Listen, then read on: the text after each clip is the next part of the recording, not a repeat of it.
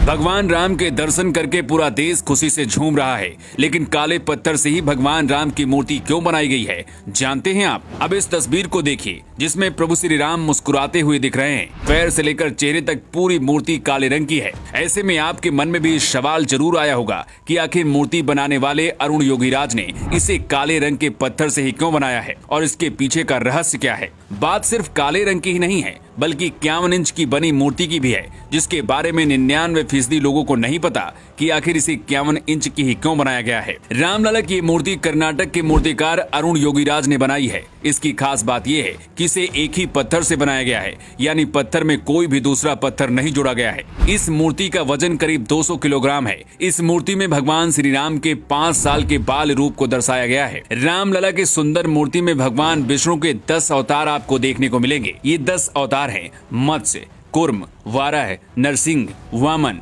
परशुराम, राम, कृष्ण, बुद्ध और कल्कि हैं। मूर्ति को अगर आप ध्यान से देखोगे तो इसमें भगवान विष्णु के सभी अवतार आपको नजर आएंगे। ऐसा इसलिए क्योंकि भगवान राम भी विष्णु के अवतार हैं। रामलला की इस मूर्ति में एक तरफ हनुमान और दूसरी तरफ गरुड़ नजर आ रहे हैं। ये मूर्ति की भव्यता में 4 चांद लगा रहे हैं। रामलला की इस मूर्ति में मुकुट के साइड पर सूर्य भगवान, शंख, स्वास्तिक चक्र और गदा नजर आ रहा है। लेकिन रामलला की मूर्ति काले पत्थर से ही क्यों बनाई गई है, इसकी वजह भी जान लीजिए। दरअसल जिस पत्थर से रामलला की मूर्ति बनाई गई है, ये कोई मामूली पत्थर नहीं है, बल्कि शालिग्राम पत्थर है। ये पत्थर भगवान राम की ससुराल नेपाल की गंडक नदी में पाया जाता है। शालिग्राम पत्थर को बहुत ही पवित्र माना जाता है और हिंदू धर्म के लोग अपने घरों में इस पत्थर की पूजा भी करते हैं। माना जाता है कि शालिग्राम पत्थर में भगवान विष्णु होते हैं और भगवान राम विष्णु के ही अवतार हैं। इसलिए इसी शालिग्राम से रामलला की मूर्ति बनाई गई है। जिस शालिग्राम पत्थर से रामलला की मूर्ति बनाई गई है, ये जल रोधी होता है, मतलब इसमें पानी का कोई असर नहीं होता, बल्कि इसकी चमक पानी से और ज्यादा बढ़ती जाती है।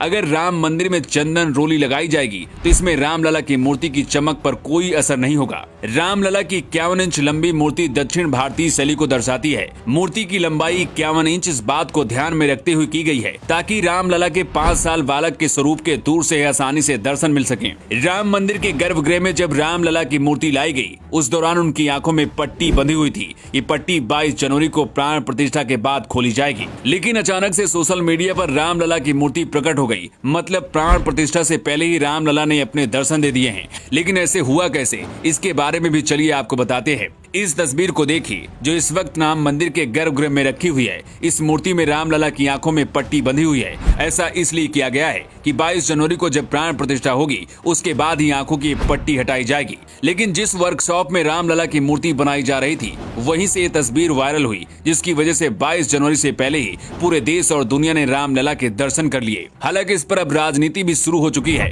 विरोधी दलों का कहना है कि जो मूर्ति रामलला की प्रकट हुई थी, उसे क्यों नहीं रखा जा रहा है, नई मूर्ति बनाने की क्या जरूरत थी। इसके जवाब में राम मंदिर ट्रस्ट का कहना है कि रामलला की इस बड़ी मूर्ति के साथ छोटी मूर्ति वहीं पर मौजूद रहेगी, लेकिन बड़ी मूर्ति इसलिए होगी ताकि आसानी से भगवान श्री राम का हर कोई दर्शन कर सके। भगवान राम की इस मुस्कुराती हुई तस्वीर को देखकर पूरा देश खुशी में डूबा हुआ है और हर किसी की जुबान पर सिर्फ एक ही नाम है, वो है जय Shri Ram. Bureau report, new times.